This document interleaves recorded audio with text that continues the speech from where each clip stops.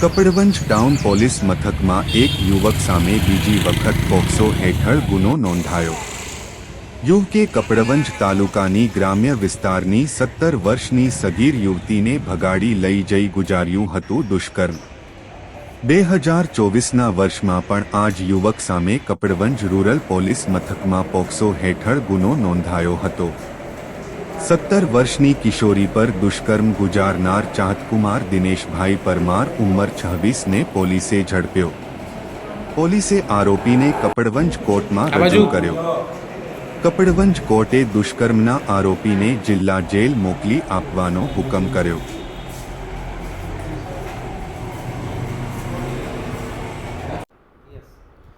Kapadvanj town police સ્ટેશનમાં 220/26 BNS કલમ 137(2) મુજબ ગુનો રજીસ્ટર થયેલો, જેમાં 17 વર્ષ અને 4 માસની એક દીકરીને ગુમ થયાની કોઈ બગાડી ગયાની ફરિયાદ રજીસ્ટર થયેલ। એ બાબતે તપાસ કરતાં જે આરોપી હતો ચાહતકુમાર દિનેશભાઈ પરમાર, જે નિઝામિયા ગામનો હતો, તેને પકડી લેવામાં આવેલ અને એને પકડી લીધા બાદ જે ગુનાની અંદર છે BNSની કલમ 87/64(2) અને પોક્સોની કલમ 3A, 4, 5L અને 6 અને 12 મુજબનો ગુનો કલમનો ઉમેરો કરવામાં આવેલો। આરોપીને અટક કરી જરૂરી આગળની કાર્યવાહી કરવામાં આવેલ છે।